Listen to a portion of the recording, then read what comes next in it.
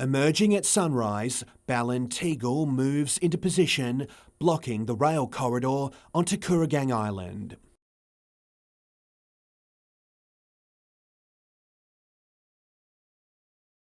Live streaming it all on Facebook, the 17-year-old makes a single demand.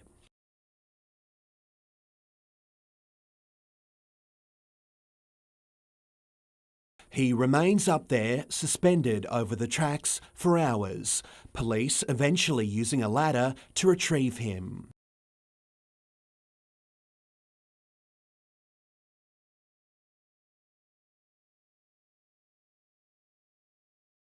Despite now facing multiple charges and some criticism from the public, the young activist who spoke to us this afternoon says he has no regrets. When it's between those consequences and having a future for myself and future generations, it's really no question. There are of course some people out there who will say this was dangerous, you could have hurt yourself, you could have been killed. What would you say to them? The risks that were involved are no more than other recreational climbing I've done. The demonstration follows a similar protest on Monday. The group involved, Frontline Action on Coal, says its campaign will continue. Sam Burbury, NBN News.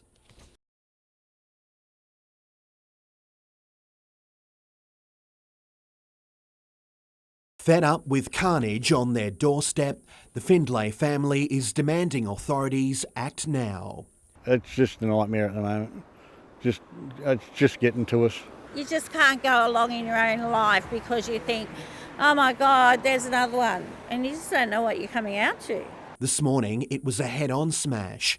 Two cars colliding right outside their Dunkley Parade home. One driver was taken to hospital with minor injuries, the other treated by paramedics. Residents, as usual, the first on scene. Over the years we've been here, probably a good 20 to 30 accidents all up.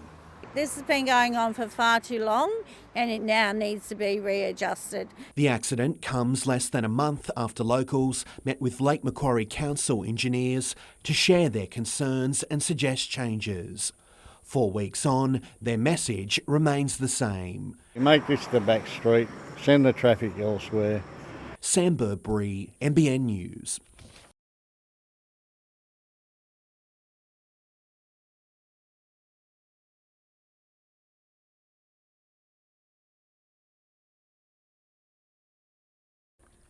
It's called The Missing Middle and it's a gap Headspace wants to fill. Basically, we have support for people going to GPs with mild mental illnesses, and we've got support for those in crisis, but we don't have anything for anyone in the middle with more severe mental illness. From today, several new services will be rolled out across the Hunter, Central Coast and New England.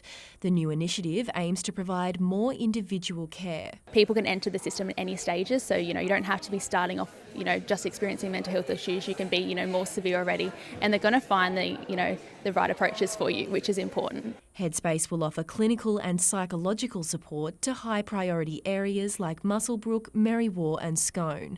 The program will partner with school teachers and health districts to target mental illness in its early stages. We actually designed these services within local communities, so the whole purpose was to bring everybody in the community together to support this service. We hope that it will be ongoing. I think it's just a matter of making sure that young people know who we are and what we do and getting them along to services to get the help that they need. Lauren Kemp, NBN News.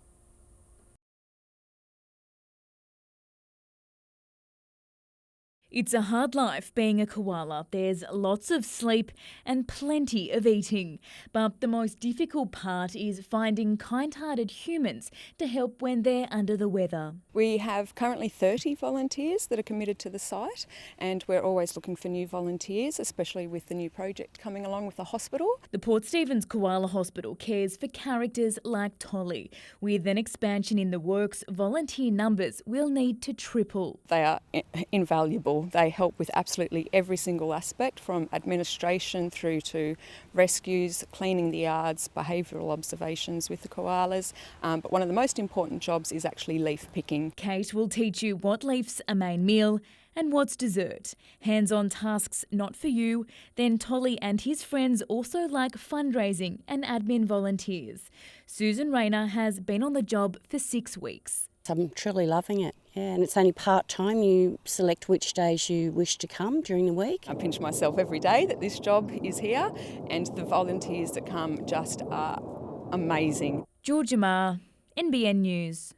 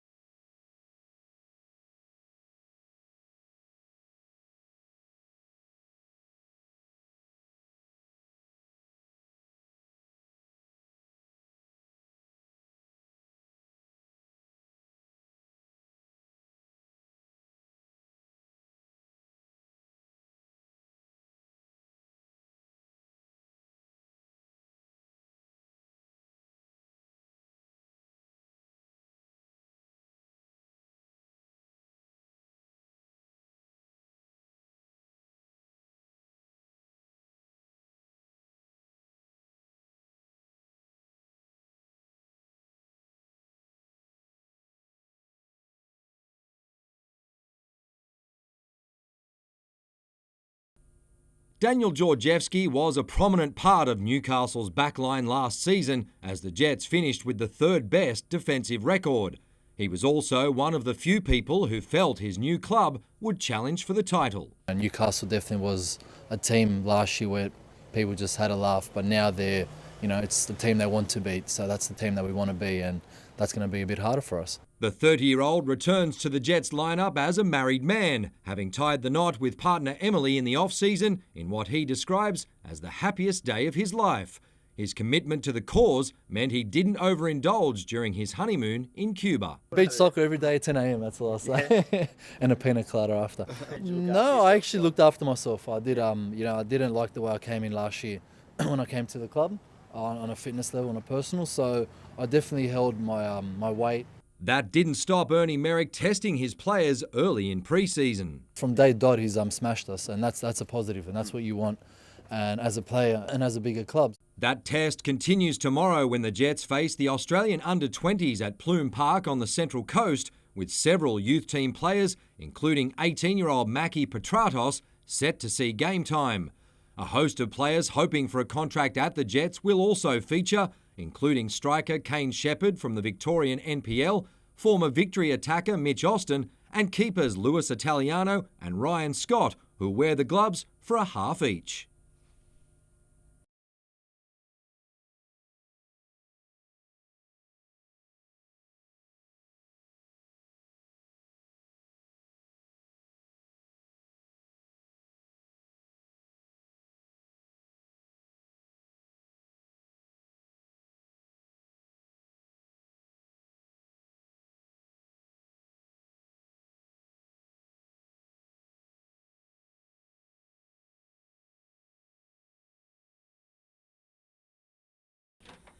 They've been preparing themselves for months and now they're ready to smash records and stereotypes. This is our first year, so massive stepping stone for us. This is the first ever all-girl Indigenous team to compete in the F1 in-schools competition. One of 26 teams from the Hunter taking part, racing cars running on airspeed, designed and engineered at school. Well, we wanted to make sure that it was nice and round, nice and smooth, streamlined. The experience, an exciting and valuable one. I've learnt that I can speak in front of people more louder than I can before. If you could see the transformation of the girls from 3 months ago to now, it's just significant. Their confidence and their ability to speak in public has just skyrocketed through this program. I would recommend it for anyone. And while the judging was tough, the message of the day was clear. Our goal really is to encourage more young people, females in particular, but any young people to stay and choose in the STEM program. The girls will soon visit other Hunter schools, encouraging others to take part. Lauren Kemp, NBN News.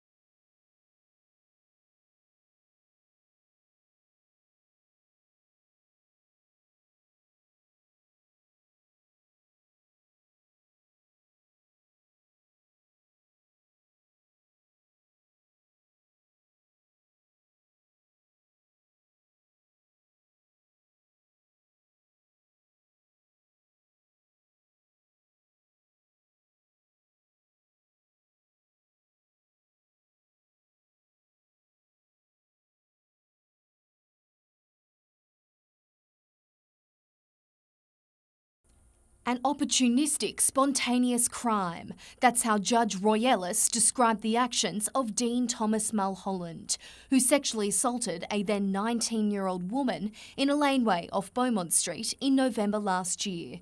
In sentencing, defence barrister John Fitzgerald said there was no evidence of a pursuit from his client, adding he had no prior convictions and was unlikely to reoffend. He also noted Mulholland said he was spiralling out of control and turned to drugs to cope with personal issues.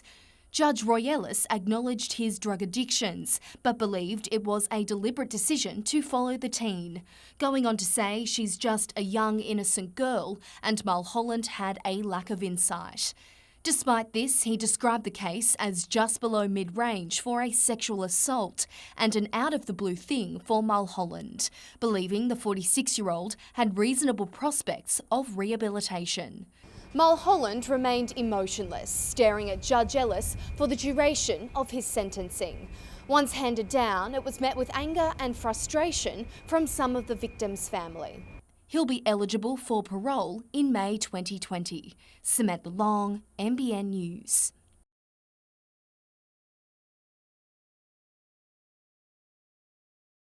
In his first visit to Cessnock since the statewide overhaul, Deputy Police Commissioner Gary Warboys knows full well the impact the change has had. There's some improvements that can be made, but we are very happy with where we're at now. Cessnock now falls under the Hunter Valley Police District, so too Muswellbrook and Singleton. We've always had a commitment that we would not close any police stations and we would enhance not just response but prevention and disruption. What we do in these districts is mix and match the resources to what suits the villages, towns and the cities. Whether doing so is actually curbing crime is not exactly clear. The latest crime statistics released yesterday show home and car break-ins have fallen significantly across the local government area, but since July 2016. The changes to local area commands were only made around 6 months ago. Nevertheless, police say they are now better placed to be able to respond. The beauty of this new model is that we can move our district resources, such as our detectives, our target action group, to where they need to be. Sam Burbury, NBN News.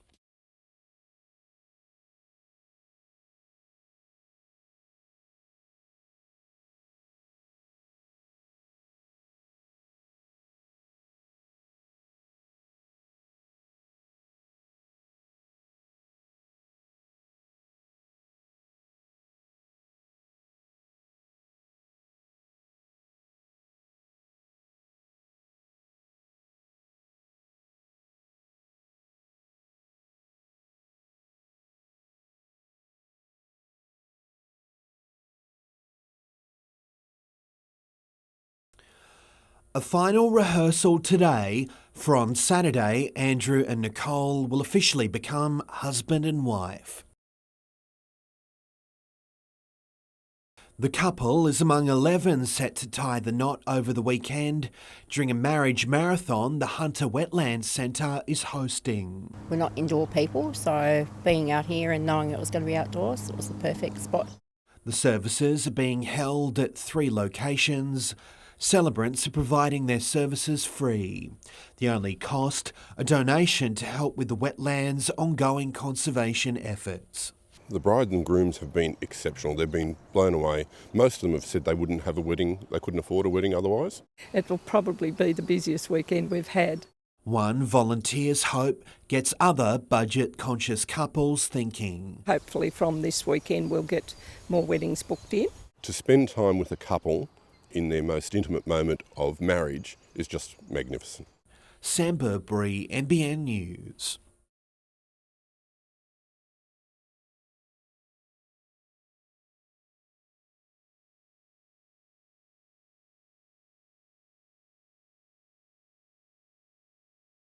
What we now have is the state-of-the-art technology and equipment to give our patients in our communities the very, very best care in heart disease.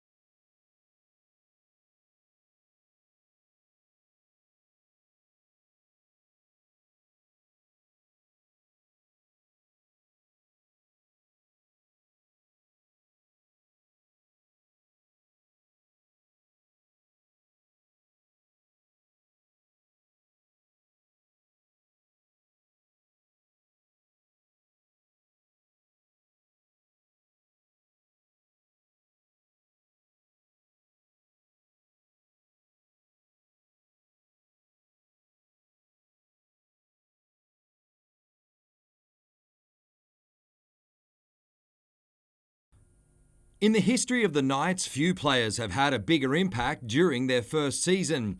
Ponga won Players Player, the Community Award and the prestigious Danny Badiris Medal for Player of the Year. I didn't expect to get any award actually tonight, but to be recognised by obviously my coaching staff, the players and the club's pretty huge, so yeah, obviously very happy and overwhelmed. Fittingly, it was the former Blues captain who had played a huge role in getting Caelan to Newcastle. You speak to anyone about him and literally their words are, he's a legend. And I felt that as soon as I got here, and if there were people like that around the club, then why wouldn't I want to be here? The 20-year-old Queensland Origin rep says he's keen to enjoy his off-season before setting individual goals for 2019. I didn't come here expecting to have the year that I did, in any means at all. I was actually just hoping to get a full year under my belt, and yeah, I've enjoyed every single moment of it, on and off the field. Ponga wasn't the only player recognised. Nick Meaney was named Rookie of the Year, while Aidan Guerra claimed the Coaches Award.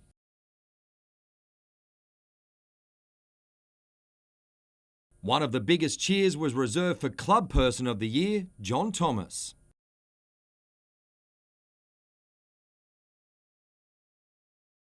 The Knights also bid farewell to a handful of retiring players, while it was confirmed that Brock Lamb would be leaving Newcastle to take up a deal with the Roosters.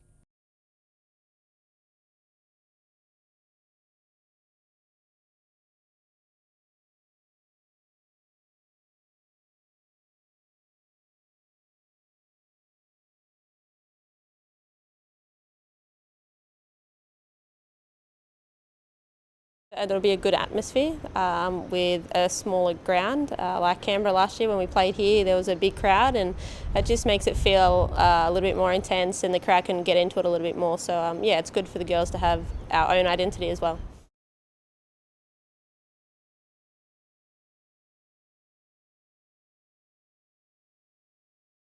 It'll be nice to actually get a pre-season under my belt because I've been overseas for the last 2-3 years, whatever it's been, and so yeah, just really looking forward to it.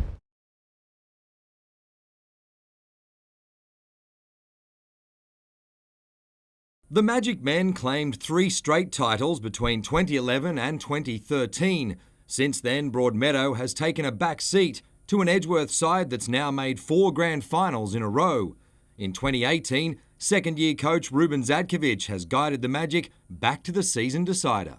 Getting there's one thing, winning it's another thing, and that's what we've got our hearts set on. Defender Josh Piddington says the preparation to get to this point started at the back end of 2017. We've been consistent throughout the whole year and ticking off the boxes, winning a few different pieces of silverware already in the Masso Cup and making it through to the round of 16. So everyone's feeling pretty confident that we can continue on and do the job here. The skipper has a personal score to settle, dating back to Broadmeadow's loss to the Eagles in the decider 2 years ago. Missed out on the 2016 grand final due to injury in the semi-final leg. So it's a chance to get back in the grand final, and especially in this ground, on this stadium, yeah, it should be good. The stadium holds fond memories for Zadkovic, who enjoyed several seasons in the A-League with the Jets, but that's not his focus this week. If it's about them, it's certainly not about me, and I'm already proud, and I'm already very happy with how hard they've worked and this opportunity that they've opened, but I know that they won't be happy unless they win it. Broadmeadow's only concern heading into the big game is replacing defender John Griffiths, who copped a straight red card in the semi against Maitland. Zadkovic believes his side will cope. I think those boys will pick up the slack mentally, and I think I heard last night there's a few boys that want to do it for Johnny, and that's always a nice thing. Sometimes when you face adversity, it actually brings the team together.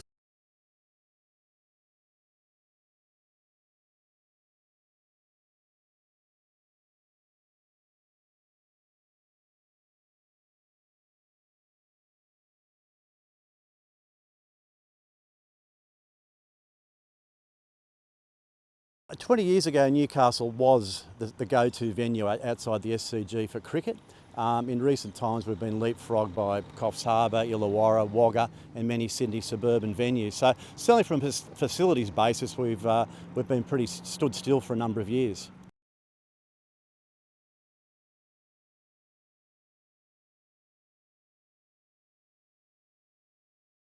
Yeah, we've missed out this year, but certainly I think there's only some minor facilities needed to get it up to that level. I think this facility here at Number 1 Sports Ground really has been the home of cricket for a long time, and I think serious consideration needs to be where that sits in the big picture of New South Wales cricket.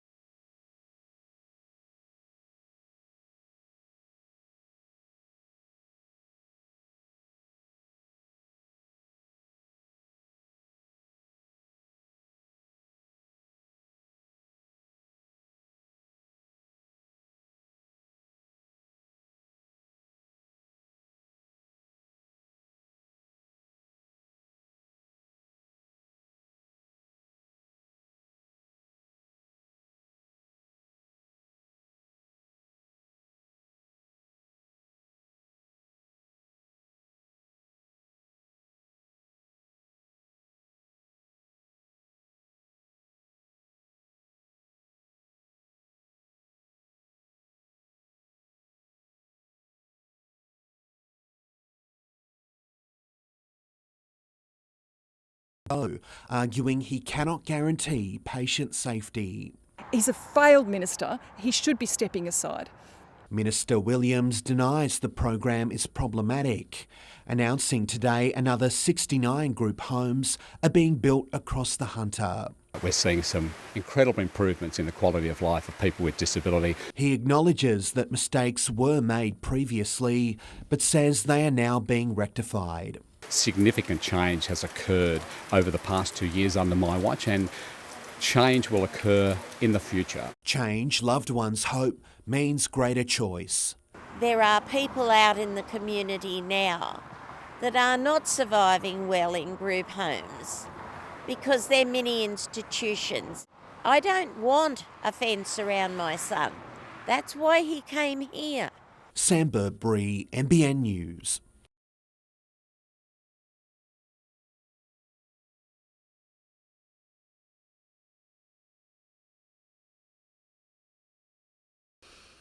For the tens of thousands of Australians with the black dog, the Conversation Convoy is here to help.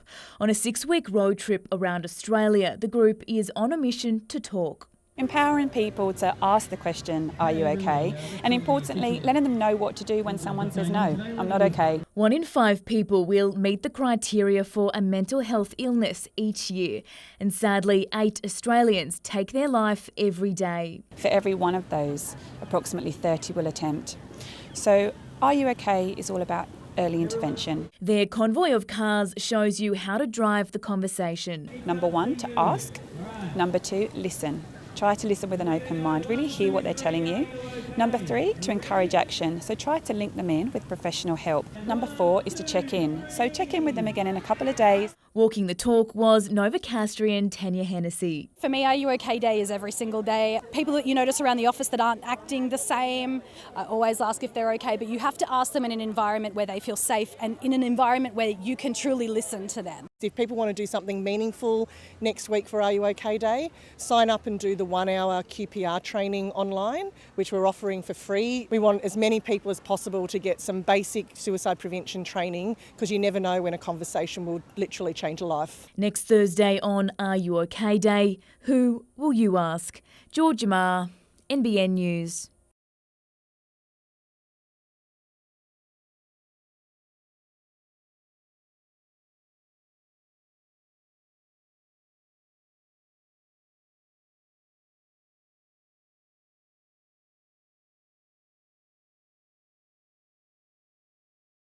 We think we're over the $40,000 mark. We haven't collected it all yet, but we think we're over the $40,000 mark, which is an amazing effort from everyone here in the Hunter.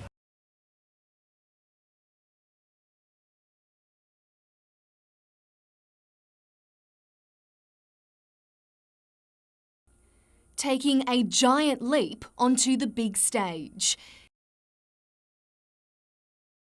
These mini ballerinas not putting a toe out of place, practicing for their biggest performance yet, jetting alongside the Imperial Russian Ballet. Some advanced steps for the little kids, so it's been really lovely to challenge them as well because it's been pushing their technique. The dancers from the National College of Dance Live and Breathe Ballet, selected to pirouette and waltz with the professionals in Act 1 of Sleeping Beauty. My favourite part about this dance is that we actually get to dance with other people as our partners. Because it's a great opportunity, they're very good. The company is touring Australia, selecting a different dance school in each city. This group has the most number of boys pulling on the ballet slippers of anywhere so far. So we actually have 6 couples and there's some boys and some girls, and some of our girls are actually dressing up in male costumes in this show. Rehearsing since April, the students will continue to fine-tune their routine before the curtain call at Newcastle's Civic Theatre next month. Samantha Long, NBN News.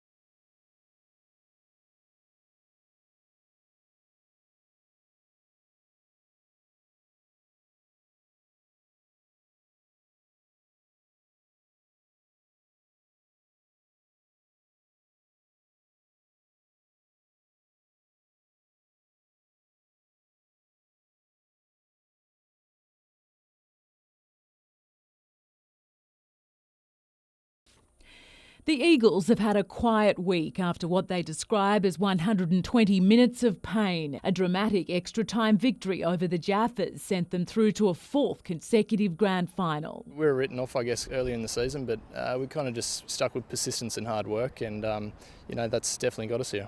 Damien Zane's squad is almost set with one big question mark. Will Daniel McBreen arrive home from Asia in time for the decider? Well, he tells me he's been training over there and he's fitter than ever, so we'll see when he gets back. But as long as he gets back into Australia, he'll be involved somewhere along the lines. The former A-League Golden Boot didn't feature in the semi-final series, but could hold the key if the Eagles are to lift the trophy. I think the last two semi-finals, especially that 60 to 90 minute mark, we've been crying out for someone to come on and be the difference, and he's that guy, isn't he? His experience and composure definitely helps all the guys out in the field. So, it'll be an absolute bonus if he's here for the day.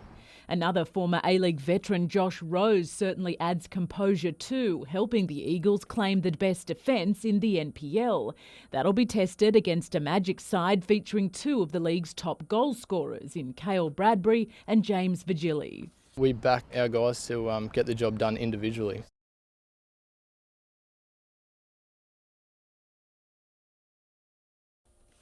It's the competition's fiercest rivalry, Wests versus Souths. Tomorrow's decider is a rematch of last year's grand final where West's Balance 1 came out on top. Last year we came in the unknown, the new team, and this year we've got that target on our back. West not only won last year's decider by 23 goals, but are undefeated against Souths this season. But the Lions aren't overawed. This year we've picked up a couple of new players, young ones, so I think that this year I suppose the competition is a bit more evenly matched, and although West have been in this year, the games have been much closer.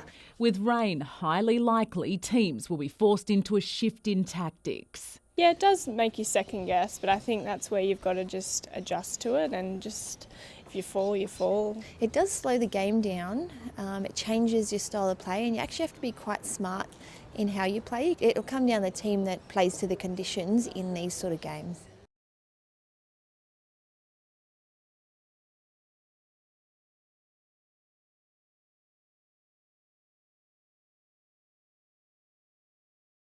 It's good to come and have a game here, so hopefully we increase the crowd of, the support, within the NBL.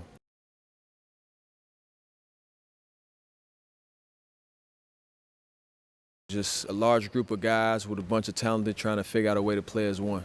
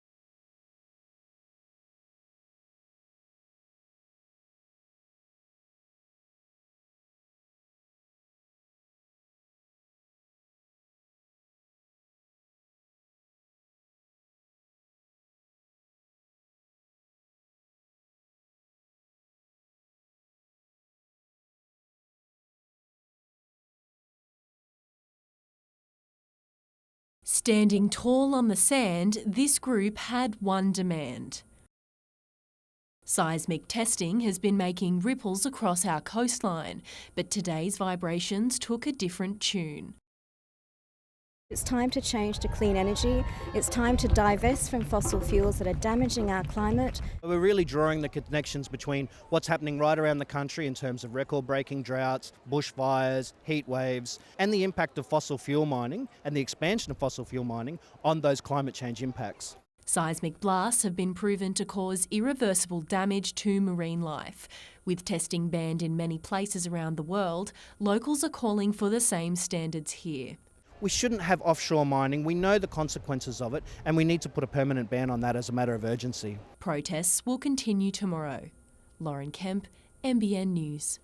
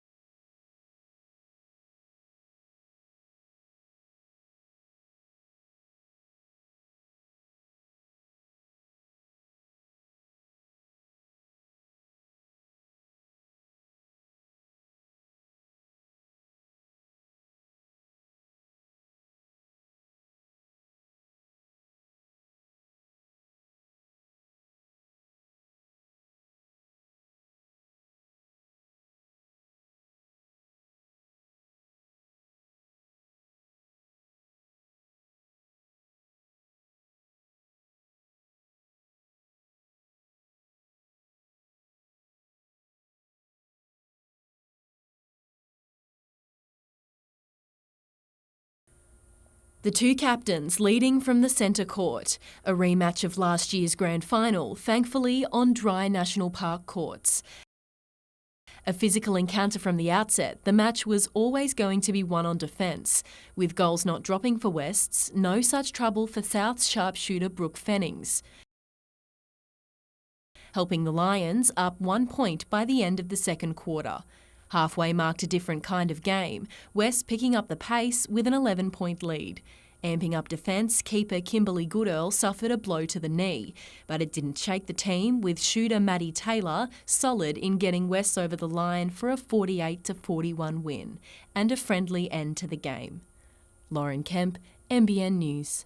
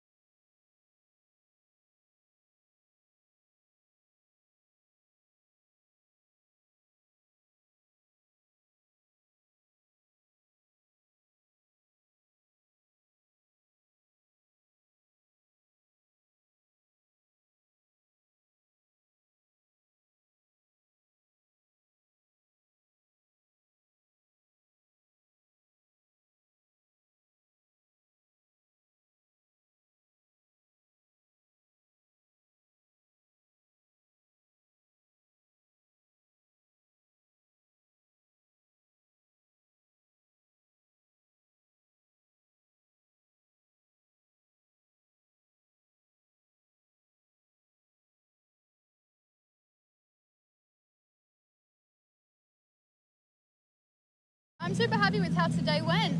The first dive was maybe not the greatest, not like it usually is, but I'm happy to be here again.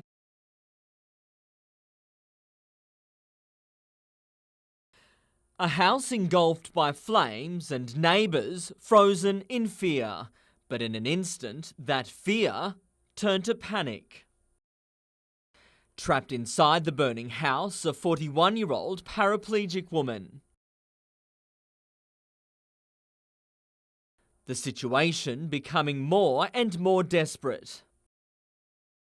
But Wayne Paterka knew exactly where to go. For only moments earlier, Pam phoned him from inside her burning home. He said, "Uncle, quick, the house is on fire." So I've run about 5 streets at 100 mile an hour to get here. With flames moving through room by room, there was simply no time to waste. Fire crews and Wayne, in just a pair of thongs, moved in. We all worked together and we got her out, and hopefully she's safe. She was found unconscious on the floor. Tonight, she's in hospital, seriously injured, but alive. Tyson Cottrell, NBN News.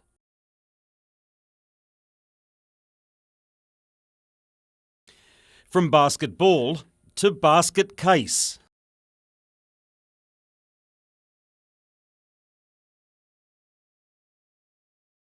NBA superstar Andrew Bogut is known for his sense of humour, but his address to deprived basketball fans was far from dribble.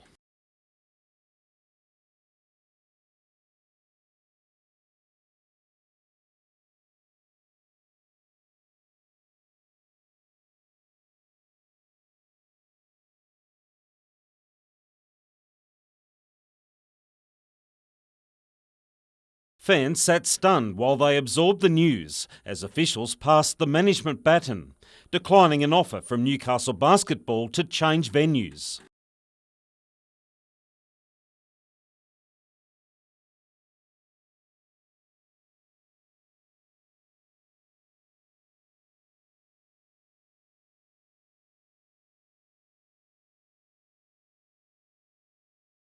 As frustrated supporters began filing out of the entertainment centre, talk about the state of the playing surface continued.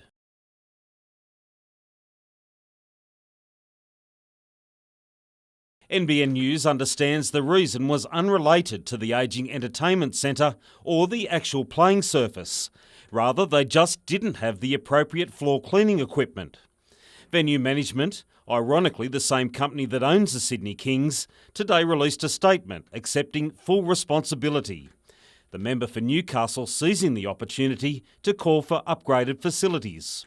This government needs to fix this problem urgently. We've got a netball game coming up at the end of this month. It needs to be ready by then. This minister needs to start focusing on Newcastle, stop focusing on Sydney, stop putting billions of dollars into Sydney. Stephen Mount, NBN News.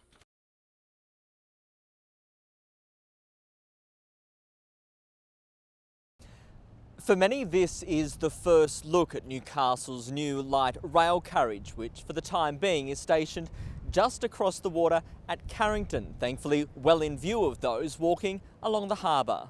It was originally due to arrive in the port on Friday, having left Spain on board a Norwegian-flagged cargo ship in July. However, shipping delays meant it eventually docked late last night, and from all reports, the unloading of the 45-tonne vehicle went smoothly. It looks fantastic over there. I tracked the ship coming in last night and saw that they were unloading it last night, and the ship's gone, and it's looking good on the deck. It's understood it will remain at Carrington at least for the next few days before being transported to the Wickham stabling yard.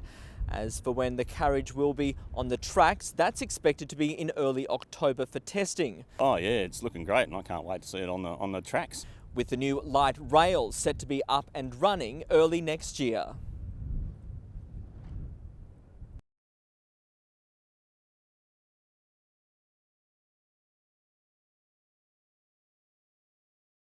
We've made the trek from Blacksmiths all the way through Redhead, up over the bluff, and now we're heading out on our way all the way through to Newcastle.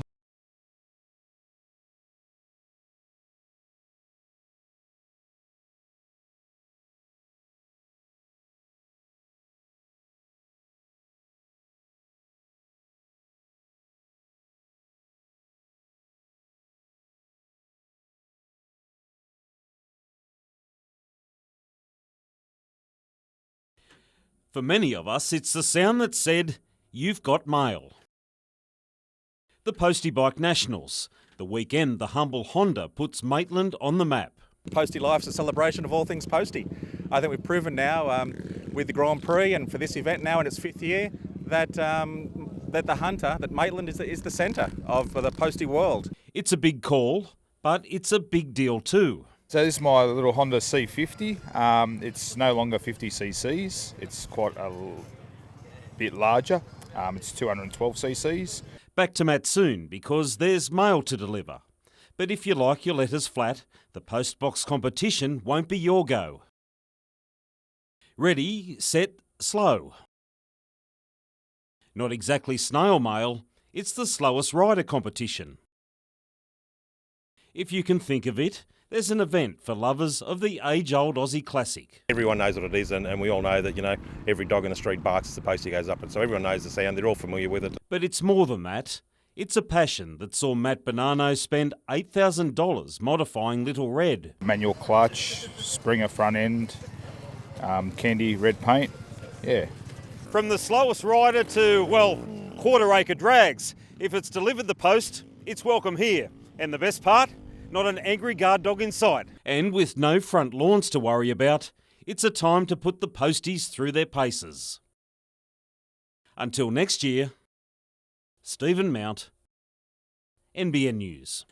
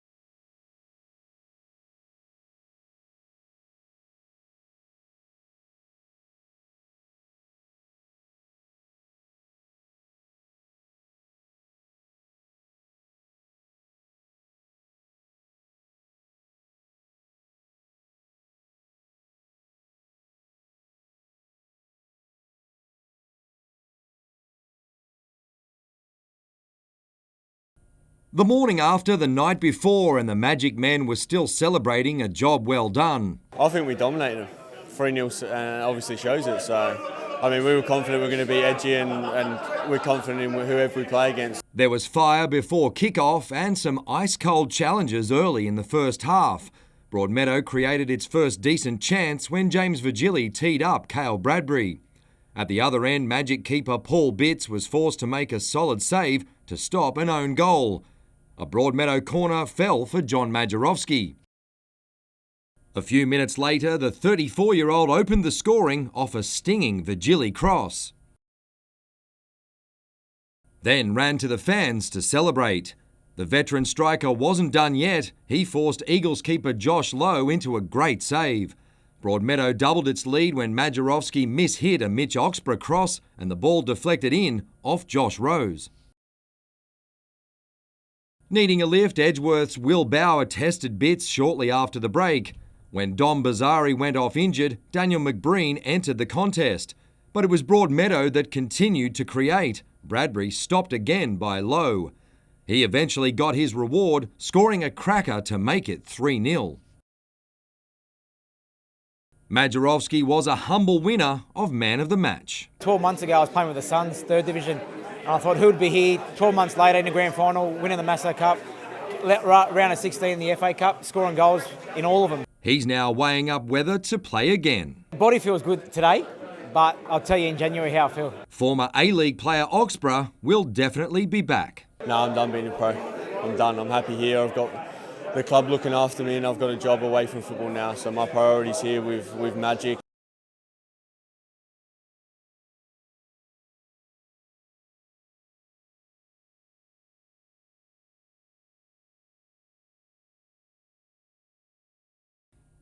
The visiting Lions made an incredible start. The game was just a minute old and Souths had the ball for the first time. They spread it wide and Jared Flanagan grabbed the opening try. A few minutes later, Ryan Glanville made it look easy. His solo effort made it 12-0. When Cameron King was hit in a head-high tackle by Lakes hooker Casey Burgess, Jason Keelan made it 14-0. The Seagulls suffered another blow when Jared Holmgreen limped off injured. But the home side recovered as Daniel Peck snuck over to score. When Josh Charles barged his way over before the break, Lakes had adrenaline and the momentum. When Lachlan Walmsley was penalised for a marker infringement, Nick Newman had the chance to tie the score, but his kick sailed wide. Glanville capped off the win in style with another solo effort, leaving Lakes with a do-or-die clash with Curry next weekend.